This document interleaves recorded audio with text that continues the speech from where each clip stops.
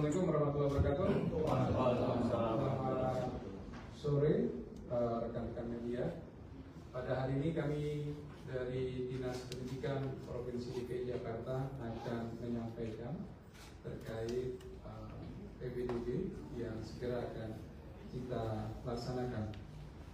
Bahwa pelaksanaan PPDB ini akan kita laksanakan pada tanggal 10 Juni hingga tanggal 4 Juli 2024. Namun pelaksanaan pendaftaran akun itu sudah dimulai hari ini. Jadi bagi orang tua, murid yang ingin mendaftarkan akunnya itu sudah mulai pada tanggal 20 Mei sampai dengan 27 Mei 20 Mei untuk SD, 27 Mei untuk SMP, dan 3 Juni untuk SMA dan SMK. Ada suatu hal yang berbeda di dalam PPDB tahun ini. Pertama, jika dibandingkan dengan tahun lalu, PPDB tahun ini adalah dilakukan secara online. Kalau tahun lalu kan tidak online. Nah, kita saat ini kita lakukan secara online. Dan CPDB adalah penduduk yang penduduk DKI Jakarta yang dibuktikan dengan kartu keluarga dan berdomisili di DKI Jakarta. Jadi bagi yang tidak berdomisili di DKI Jakarta, mohon maaf walaupun berKTP DKI Jakarta ini tidak bisa untuk mendaftar. Karena apa? Karena kalau kita lihat dari jumlah daya tampung untuk SMP dan SMA ini sangat terbatas. Jumlah kalau SD saat ini masih cukup memadai. Daya tampungnya cukup lumayan agak banyak karena masih banyak SD yang kosong. Untuk SD daya tampungnya di angka 95.673. Lalu untuk SMP itu di angka 71.000. Sedangkan berdasarkan data kita CPDB-nya adalah calon peserta pendaftarnya itu adalah ada 151.000. Jadi hanya 47%. Sedangkan SMA itu daya tampungnya hanya di 20.130. Dan CPDB-nya ada di angka 139.841 atau 35%. Jadi yang kita dahulukan adalah mereka yang memang warga DKI Jakarta. Nah, jadi pada saat nanti mereka melakukan proses pengajuan akun, proses pengajuan akun masuk di dalam aplikasi yang sudah kita sediakan. Nah, bagi yang memang nantinya terdata di dalam program penonaktifan yang mereka berada di luar DKI Jakarta itu akan muncul, akan muncul. Nah, setelah itu mereka bisa mengurusnya ke kelurahan, ke loket-loket kelurahan kami. Jadi kalau memang masih di sana, itu nanti akan dipandu. Dilakukan pelayanan di loket-loket kelurahan untuk kalau memang masih berdomisili di sana untuk diaktifkan. Tapi kalau udah enggak, yang agar memindahkan, berarti kan nggak bisa untuk mendaftar di DKI Jakarta. Yang kedua, perbedaannya adalah mereka yang numpang kakak, numpang kakak ini sudah tidak bisa lagi. Jadi mereka statusnya adalah anak, yang numpang kakak, terus famili lainnya. Nah, ini sudah tidak bisa untuk mendaftar di DKI Jakarta.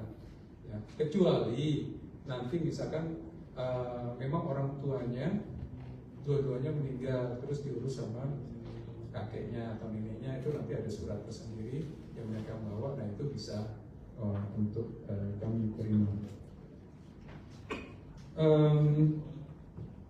Dan juga karena daya tampung yang terbatas, kami juga ada PPDB bersama. Nah, PPDB bersama ini adalah untuk menampung bagi siswa yang tidak bisa ditampung di SMA negeri. Nah itu jumlahnya juga lumayan. Nah jadi demikian ya beberapa hal yang bisa kami sampaikan. Jadi pada hari ini para orang tua bisa untuk melakukan pendaftaran akun melalui di website kami. Dan posko kami ya, posko PPDB kami itu ada di seluruh loket di suku dinas ya, seluruh suku dinas itu ada semua ya, dan juga di seluruh layanan pendidikan ya, seperti SD negeri, SMP negeri, SMA negeri juga semua ada posko kami. Dan juga di sana dari Dinas Dukcapil melakukan pendampingan ya, akan ada posko-posko Dukcapil bagi masyarakat yang nanti terkendala mengenai dokumen kependudukannya, ada di setiap sudin. Ada sekitar 12 posko yang kami lakukan, Dukcapil juga ada di sana. Seperti itu. Bagaimana bagi masyarakat yang ingin menghubungi kami? Ya itu bisa dilihat di website kami ya, di disdikjakarta.go.id, ppdb.jakarta.go.id. Di sana ada nomor-nomor telepon yang bisa dihubungi jika memang perlu bantuan melalui telepon. Demikian Bapak Ibu sekalian. Terima kasih Pak PLT. Silakan teman-teman dari media bisa sebutkan nama medianya lalu bertanya. Langsung ke poin ya. Silakan.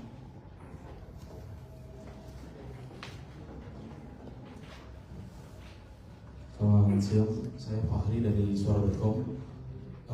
Izin Pak mau tanya, tadi kan disebutkan untuk yang numpang kakak ini sudah tidak bisa gitu ya. Ini mekanismenya untuk mengetahui yang numpang kakak atau tidak ini seperti apa gitu, dari apa bekerja sama dengan Dukcapil atau seperti apa gitu.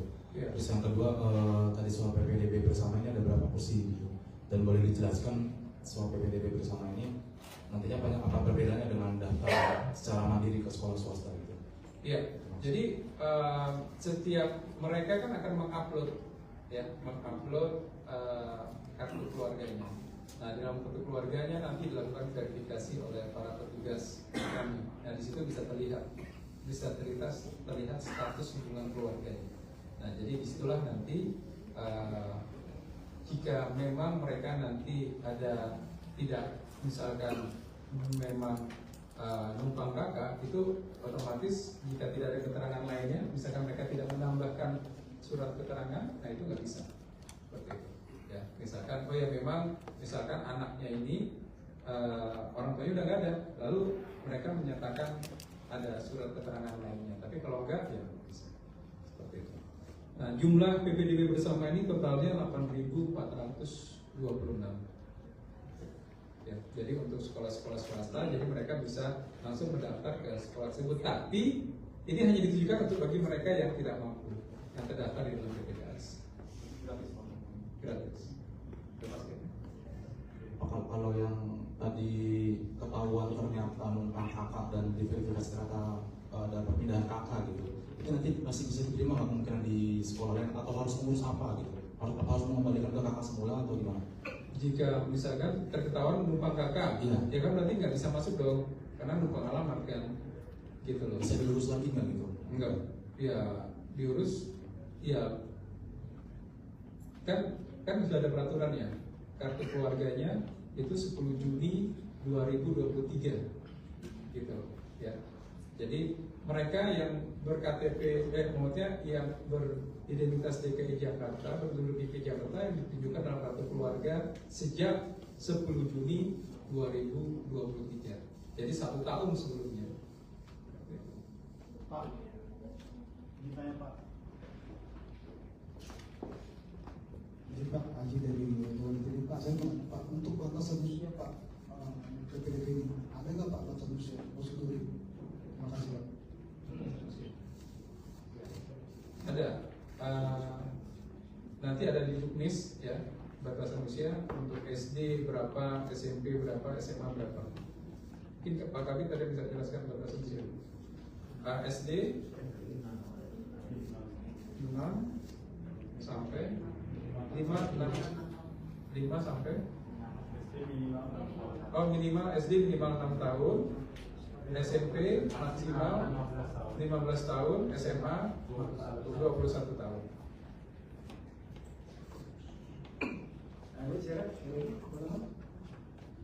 Cukup?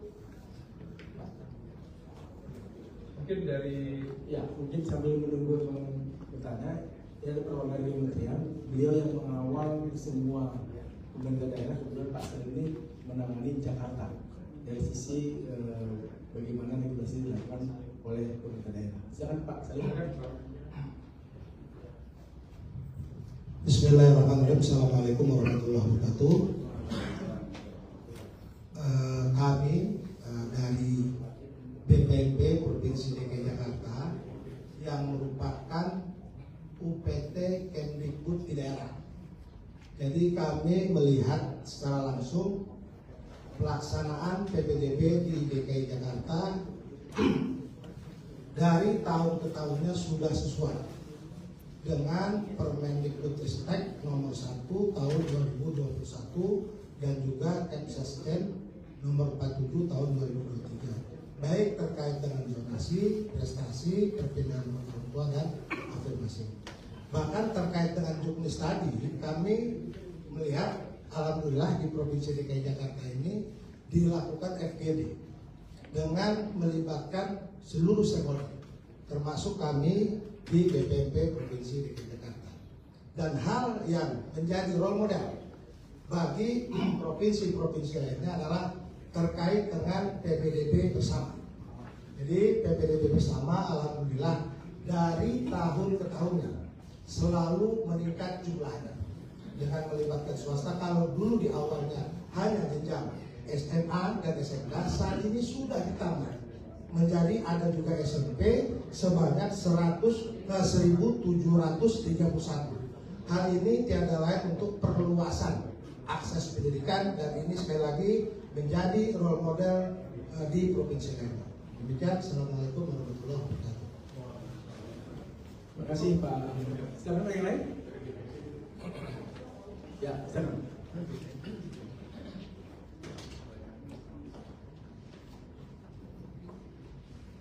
Selamat siang Pak, saya Edison dari mediapiring.com. Yang menanyakan tadi kan disebutkan bahwa kuota untuk SMP dan SMA itu kan sekitar SMP 47%, sedangkan kuota ke SMA-nya sekitar 30%. Apakah ini bagaimana cara meningkatkan kuota tersebut Pak? Kita tahu sendiri kan bahwa itu bukan hak Indonesia untuk mendapatkan pendidikan yang layak itu. Apakah ada Pemprov DKI akan menyediakan suatu anggaran agar peningkatan itu tahun ke tahun akan meningkat kuotanya itu? Ya, kita tentu Pemprov DKI Jakarta berusaha untuk meningkatkan kuota kita, ya, karena memang masih agak cukup jauh kondisi saat ini. Pertama dengan melakukan rehab, sehingga kuota di sekolah itu terus bertambah. Kita juga akan melihat daerah-daerah yang memang zonasinya itu belum ada sekolah-sekolah. Nah, itu juga akan menjadi perhatian kita, bagaimana kita menambah kuota, apakah nanti kita akan jadikan sekolah di daerah tersebut. Dan juga ya adanya PPDB bersama ini adalah bagian dari solusi itu.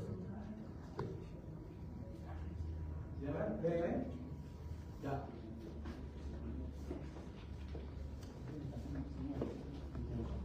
Kenalkan Pak, Andi dari Pos Kota. Belajar dari PPDB tahun lalu Pak, itu banyak temuan siswa khususnya jalur prestasi ya, yang nggak bisa masuk karena terbentur usia Pak. Ini bagaimana solusinya dari Kristi? Ya, kalau prestasi nggak ada usia, ya, jadi bisa masuk. Yang dilihat adalah prestasinya,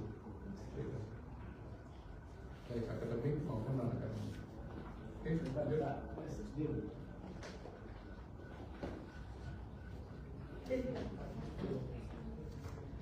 Sore Pak, saya Carlos dari MNC Portal Pak. Mau bertanya Pak, ini mengenai PPDB ini untuk anak-anak yang dia kategorinya pernah mengikuti ataupun melaksanakan kegiatan tawuran atau kriminal yang sudah dicabut KJP plusnya dan lain-lain, itu apakah bisa juga masuk PPDB ini atau mungkin ada kebijakan khusus dari Dinas Pendidikan DKI?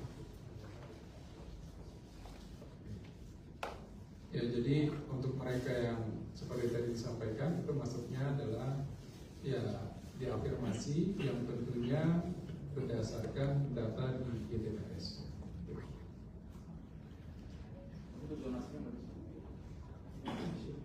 Ya bisa, kalau memang masuk dalam zonasi, ya tidak ada masalah. Iya, salah satu menjadi, iya, jadi dalam zonasi itu usia menjadi prioritas. Iya. Izin Pak.